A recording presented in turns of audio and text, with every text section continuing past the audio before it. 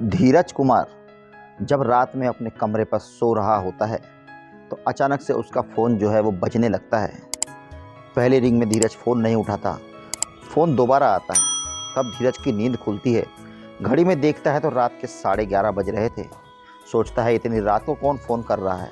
देखता है तो एक अननोन नंबर से फ़ोन आ रहा था। धीरज फ़ोन रिसीव कर लेता है और जब धीरज इधर से हेलो कहता है तो सामने से एक महिला की आवाज़ आती है जो कि काफ़ी बुलंद थी और वो पूछती है, धीरज कुमार बात कर रहा है क्या? इस पर धीरज कहता है, हाँ जी धीरज कुमार बोल रहा हूँ, आप कौन बात कर रही है? इस पर सामने वाली महिला जो होती है वो कहती है, मैं इंस्पेक्टर अश्विनी धाकड़ बात कर रही हूँ। अब इंस्पेक्टर का नाम सुनकर धीरज थोड़ा सा घबरा जाता है कि इतनी रात को किसी पुलिस इंस्पेक्टर का मुझे क्यों फ़ोन आ रहा है, वो भी एक महिला अधिकारी का। वो कहता है, हाँ जी मैडम कहिए क्या बात है? वो कहती है, अभी अपने कमरे पर ही है ना? धीरज कहता है, जी मैडम। कहती है, तुरंत नीचे आ जा, मैं नीचे गाड़ी में तेरा इंतज़ार कर रही हूँ। धीरज को कुछ समझ में नहीं आता। धीरज जब कारण पूछता है तो वो बड़े ज़ोर से उसे डांट देती है। अब धीरज जो होता है अपने कपड़े पहनता है और अपने बिल्डिंग से नीचे उतर करके आता है। घर के बाहर एक सफ़ेद रंग की डिज़ायर कार खड़ी होती है। धीरज जब जाकर के देखता है तो ड्राइविंग सीट पर वर्दी में एक महिला पुलिस अधिकारी बैठी हुई थी जो कि अपने आप को इंस्पेक्टर बता रही थी। जब धीरज कहता है, जी मैडम कहिए, तो कहती है, आके गाड़ी में बैठ जा। धीरज कुछ समझ नहीं पा रहा था। वो दोबारा कहती है, क्या तूने सुना नहीं? आके गाड़ी में बैठ जा। अब धीरज चुपचाप जाकर के साइड वाली सीट पर बैठ जाता है और गाड़ी चल पड़ती है। सारे रास्ते कोई बात नहीं होती। धीरज की भी हिम्मत नहीं हो रही थी कुछ पूछने की। उसके दिमाग में 100 सवाल चल रहे होते कि आखिर ये महिला पुलिस मुझे लेकर के जा कहाँ रही है। 10 मिनट का रास्ता तय करने के बाद वो गाड़ी जो होती है जाकर के एक घर के सामने रुकती है। 3 कमरों का वो मकान था और रुकने के बाद वो महिला उतरती है, उसे भी उतरने का इशारा कहती है। उसके बाद घर में दाखिल हो जाती है। उसके पीछे पीछे धीरज भी था। घर का लॉक खोलती है, घर में प्रवेश करती है। घर में लॉक लगा था, महिला लॉक खोलती है, मतलब घर में और कोई पहले से मौजूद था नहीं। धीरज जाकर के पहुंचता है। धीरज को वहाँ पर पड़े सोफे पर बैठने का इशारा करती है और उसके बाद वो अंदर महिला जो है होती है पुलिस अधिकारी अंदर चली जाती है।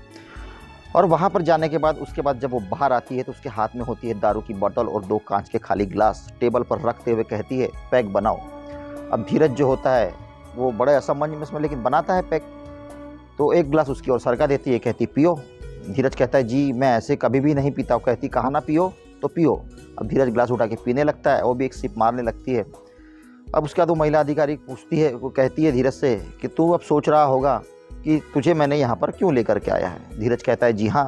वो कहती है, तेरे खिलाफ एक कंप्लेंट आई है मेरे थाने में। धीरज चौंक जाता है, मेरे खिलाफ कैसी कंप्लेंट? कहती है, एक लड़की ने तुझ पर शारीरिक शोषण का केस दर्ज किया है, वो कंप्लेंट आई है और उसका इन्वेस्टिगेशन मुझे ही करना है। वो कहता है, मैम मैंने तो ऐसा किसी के साथ कुछ किया नहीं, शायद मुझे फंसा रही होगी कोई। वो कहती है, अच्छे से याद कर, पिछले महीने तू किसी लड़की के साथ तूने वक्त बिताया था। अब जो कहते ना, चोर की दाढ़ी में तिनका। अब धीरज ने तो वक्त तो बिताया था पिछले महीने किसी के साथ। और धीरज जो होता है, अब धीरज को ऐसा लगने लगता है कि मैडम को इतनी बात जब पता है, मतलब वही मामला है जो अब सर पे आगे आन पड़ा है। वो कहता है, मैडम हाँ, लेकिन उस रात जो भी हुआ था वो उसकी मर्ज़ी से हुआ था, उस लड़की की मर्ज़ी से हुआ था। वो लड़की की मंजूरी थी इसलिए मैंने कर लिया था। तो उसने मना नहीं किया तो मैंने कर लिया। तो जो महिला अधिकारी होती है उससे कहती है, मतलब अगर कोई लड़की मना नहीं करेगी तो तू कर देगा? तो इस पर धीरज कहता है कि मैम ऐसी बात नहीं है, वो भी तैयार थी और जो भी हुआ था दोनों की मर्ज़ी से ही हुआ था। उसका भी उसमें बराबर का जो था सहयोग था। तो इस पर महिला अधिकारी कहती है, मतलब तू किसी भी के साथ कुछ भी कर देगा?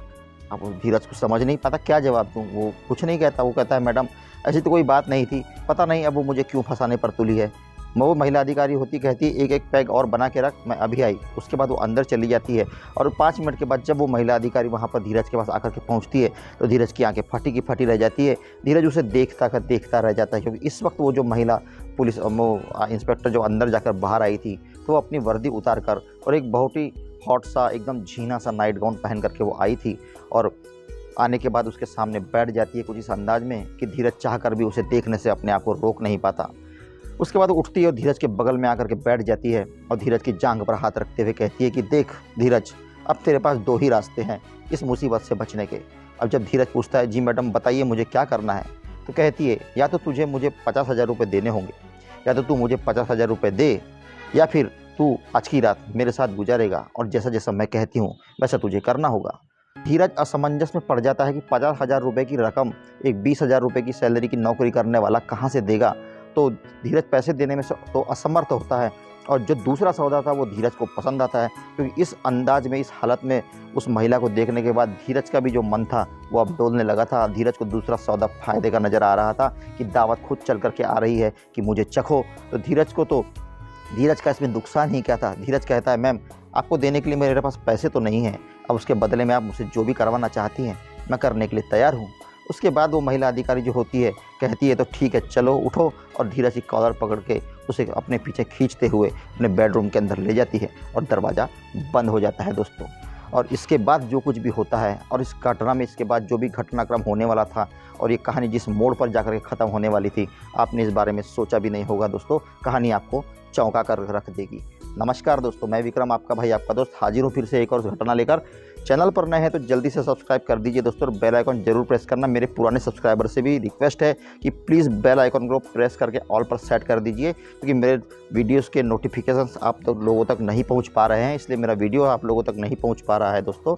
तो प्लीज़ इस बात का विशेष ध्यान रखिए दोस्तों। वीडियो को लाइक करके जाना, और कॉमेंट में ज़रूर बताना कहानी किस शहर से देख रहे हैं और किस शहर से सुन रहे। आइए दोस्तों चलते हैं हम सीधा कहानी पर।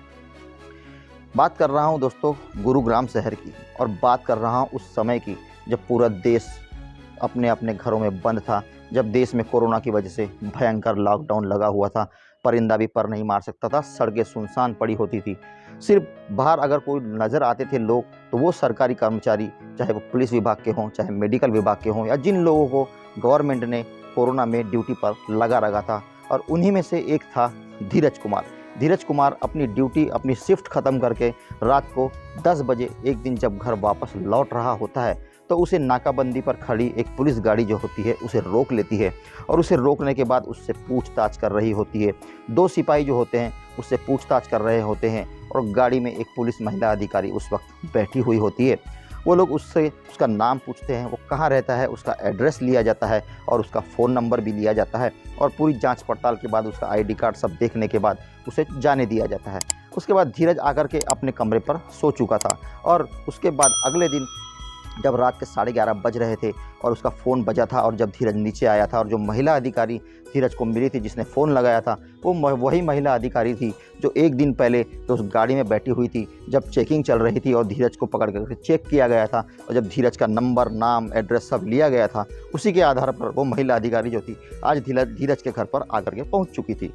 अब यहाँ से आगे कहानी में आपको विस्तार से बता चुका हूँ कि धीरज को अपने लेकर के अपने घर तक जाती है। बेडरूम में जाने के बाद दरवाज़ा बंद हो जाता है। अब आगे का किस्सा कुछ ऐसा होता है दोस्तों कि उसके बाद वो जो महिला अधिकारी होती है धीरज को अपने साथ संबंध बनाने के लिए वो जो है मजबूर करती है, और धीरज भी खुशी खुशी ये काम करने के लिए तैयार हो जाता है।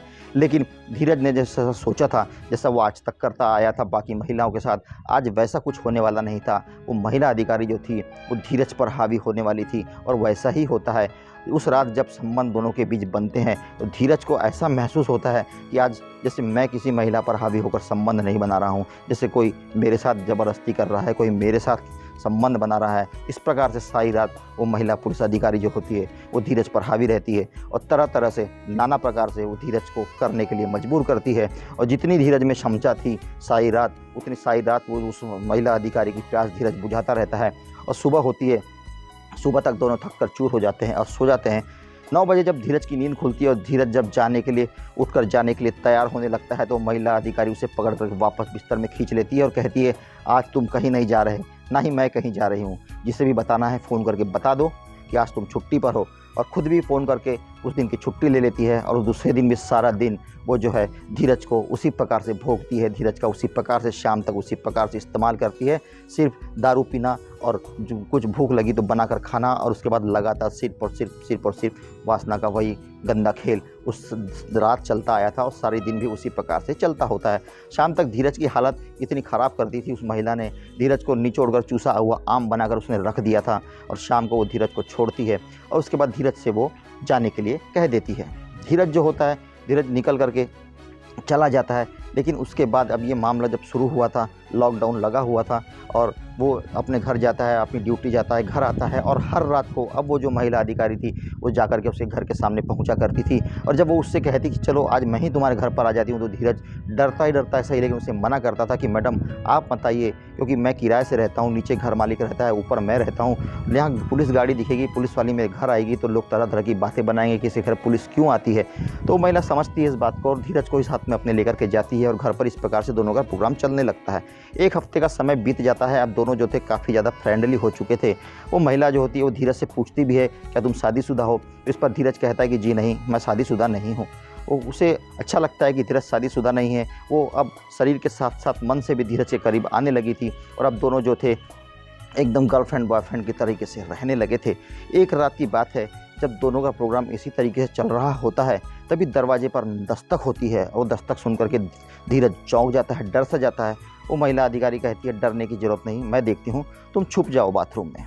धीरज बाथरूम में छुपता है। वो महिला अधिकारी अपने कपड़े ठीक करके जाके जब दरवाज़ा खोलती है तो धीरज को यहाँ से थोड़ी लड़ाई झगड़े टाइप की आवाज़ आती है, जैसे कोई आदमी है जो दोनों की बहस चल रही है, इस महिला पुलिस वाली की और उस आदमी की। धीरज कान ला के सुनने की कोशिश करता है। धीरज को समझ नहीं पा रहा था, लेकिन वो भी चीख रही थी और वो भी चिल्ला रहा था। दोनों की एक दूसरे से काफ़ी बहस हो रही थी और ये जो बहस है, ये लड़ाई होते होते बेडरूम के अंदर तक आ जाती है और वहाँ पर दोनों में चिल्लम चिल्ली चलती रहती है। इस बीच जो ये होता है, धीरज ये बाथरूम से हल्का सा दरवाज़ा खोल के उस व्यक्ति को देखता है। उस व्यक्ति की शक्ल इसे याद रह जाती है और बातों बातों में उसका नाम भी उसे पता चल चुका था। उस व्यक्ति का नाम था राजेश सैनी, जो कि वहाँ पर आकर के पहुँचा था। और उनकी बातों से ये समझ में आ रहा था कि राजेश सैनी के और उस महिला अधिकारी जो थी अश्विनी धाकड़, इन दोनों के इस पहले कुछ संबंध रहे होंगे जो कि किसी कारणवश ख़राब हो गए होंगे। और कुछ देर ये लड़ाई झगड़ा चलने के बाद जो अश्विनी होती है वो धक्के मार करके राजेश को घर से निकाल देती है और दरवाज़ा बंद करके वापस आ जाती है। अब जब धीरज उससे इस बात पर सवाल करता है तो वो धीरज पर गुस्सा करने लगती है, कहती है तुम अपने काम से मतलब रखो, जो भी है ये मेरा निजी मामला है, इसमें तुम्हें दखल देने की ज़रूरत नहीं। अब धीरज इससे ज़्यादा कुछ बात ही नहीं कर पाता। आखिर जैसा भी था उसके साथ संबंध बना रहा था, जैसे भी रिलेशन हो रहे थे, लेकिन फिर भी वो डरता तो ज़रूर था क्योंकि वो एक महिला पुलिस अधिकारी थी। अब ये सब कुछ होने के बाद कुछ दिनों के बाद लॉकडाउन हट जाता है। अब लॉकडाउन जब हट चुका था, सारी पब्लिक अपने रोज़मर्रा के कामों में व्यस्त हो चुकी थी, रूटीन में सब कुछ आ चुका था। अब इसके बाद भी वो महिला पुलिस अधिकारी जो थी वो जाकर के एक दिन धीरज के घर पर पहुंचती है और जब फ़ोन लगाती है तो धीरज फ़ोन नहीं उठाता। और जब धीरज फ़ोन नहीं उठाता तो महिला अधिकारी उतरती है और उस घर में ऊपर की ओर जाकर के जहाँ पर धीरज रहा करता था दरवाजे पर बेल बजाती है। और जब दरवाजे की बेल बजाती है तो दरवाज़ा एक महिला खोलती है और जब वो उससे पूछती है कि क्या धीरज घर पर है, तो कहती है हाँ जी हैं, सो रहे हैं, बताइए क्या बात है। क्योंकि वह पुलिस वर्दी में थी तो उसे देखकर जरा वो भी घबरा सी जाती है। वो महिला अधिकारी उससे पूछती है कि जी आप कौन, तो वो कहती है कि मैं उनकी पत्नी हूँ। महिला अधिकारी के चेहरे पर अजीब सी सिकन आती है, कहती है आप उनकी पत्नी हैं। वो कहती जी हाँ। सोफे पर एक बच्ची सो रही होती है, कहती ये हमारी बच्ची है। महिला अधिकारी कुछ भी नहीं कहती और उल्टे पाँव वहाँ से लौट करके आकर अपनी गाड़ी में बैठकर वहाँ से रवाना हो जाती है। धीरज की पत्नी को तो समझ में ही नहीं आ रहा था कि पुलिस दरवाजे तक आई थी तो क्यों आई थी और सिर्फ इतना ही पूछ करके क्यों चली गई, क्योंकि उसे तो कुछ बात पता ही नहीं थी।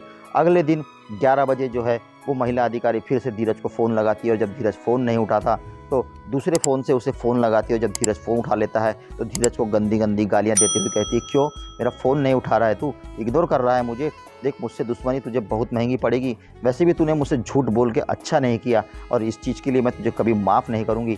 धीरज उसे समझाने की कोशिश करता है लेकिन वो सुनने को तैयार नहीं थी और वो उसे आज रात को अपने घर पर अपने कमरे पर आने के लिए कहती है और उसके बाद फ़ोन कट हो जाता है। और रात को 9 बजे जो है धीरज जाकर के पहुंचता है अश्विनी धाकड़ के कमरे पर और वहां जैसे ही धीरज अंदर दाखिल होता है, दरवाज़ा बंद करने के बाद 2 ज़ोरदार तमाचे धीरज के गाल पर वो महिला अधिकारी जो है वो जमा देती है। धीरज सन्न खड़ा रह जाता है, धीरज के कानों में सीटियाँ बजने लगती है। एक महिला अधिकारी का जब हाथ पड़ा था तो धीरज ने इससे पहले ऐसा हाथ कभी खाया नहीं था। वो कहती है उसे गालियाँ देते हुए, गंदी गंदी गालियाँ देते हुए, क्यों तूने मुझे क्या समझ रखा था, अपना खिलौना समझ रखा था, तूने मुझसे झूठ कहा जब मैंने तुझसे पूछा था कि क्या तेरी शादी हो चुकी है, तूने कहा कि नहीं मेरी शादी नहीं हुई है, जबकि तेरी एक बच्ची भी है। तो धीरज जो होता है वो इससे कहता है तो मैडम इसमें क्या फ़र्क पड़ता है, हाँ मैंने झूठ कह दिया था लेकिन इससे क्या फ़र्क पड़ता है, मुझे इस्तेमाल करने के लिए आप ही तो लेकर के आई थी, आप ही ने मुझे अपने साथ ये सब कुछ ज़बरदस्ती करवाया और इतने दिनों से आप ही तो मेरा इस्तेमाल कर रही थी। इस पर वो जो महिला अधिकारी होती है धीरज को फिर गालियाँ देने लगती है और कहती है कि ज़्यादा होशियार मत बन, तूने मुझसे झूठ क्यों बोला? मैं तेरे साथ सीरियस होने लगी थी, मैं तेरे साथ अपनी ज़िंदगी बिताने के सपने देखने लगी थी। लेकिन धीरज कहता है, माफ़ कीजिए मैडम, आपने मुझसे ऐसा तो कभी नहीं कहा और ना ही मैंने आपसे कभी ऐसा कहा था। अगर आप ये सब कुछ अपने मन से ही सोचने लगी थी, इसमें मेरी क्या गलती है? वो कहती है, तेरी क्या गलती है ये तुझे अब मैं दिखाऊंगी। तू अपने आप को क्या समझता है? तुझे मैं ऐसे जाने नहीं दूंगी, इतने आसानी से तुझे छोड़ूंगी नहीं। और वहाँ से वो धक्के मारकर धीरज को निकाल देती है। धीरज वहाँ से निकल के घर तो आ जाता है, लेकिन अगले ही दिन पुलिस जो है धीरज के घर पर आकर के पहुंचती है। एक पुलिस गाड़ी और धीरज को उठा करके थाने ले जाया जाता है और थाने ले जाने के बाद धीरज को अंदर थाने में बंद कर दिया जाता है। धीरज लाख पूछता है, लाख चिल्लाता है कि मेरी गलती क्या है, किस बिना पर मुझे उठाया गया है, मैंने क्या किया है। तो उसे कोई कुछ नहीं बताता। और उसके बाद वही अश्विनी धाकड़ वहाँ आकर के पहुँचती है और उसके बाद उसके ऊपर पता नहीं किस किस प्रकार के क्या क्या केस उसने लगा दिए थे। उस जो धीरज की जो पत्नी थी वो बड़ी मुश्किल से किसी तरह से वकील से जो वो इधर उधर से बंदोबस्त करवा के जो ये था धीरज कुमार, उसकी ज़मानत करवाती है, ज़मानत पर रिहा करवाती है। और उसके बाद धीरज निकल कर बाहर आ चुका था, लेकिन अब अश्विनी जो थी पूरी तरीके से बदला लेने पर आमादा थी। उसे रोज़ नए नए तरीक़ों से परेशान करने लगी थी। धीरज को इससे मामले से निकलने का कोई राह नहीं मिल रही थी। तभी धीरज को वो व्यक्ति याद आता है जिसका नाम राजेश सैनी था और उसकी शक्ल भी उसे याद थी। वो समझ चुका था उसी समय कि वो भी एक पुलिस वाला है। वो राजेश सैनी की तलाश करता है, वह उसी थाने में तलाश करता है, पुलिस वालों से पूछता है।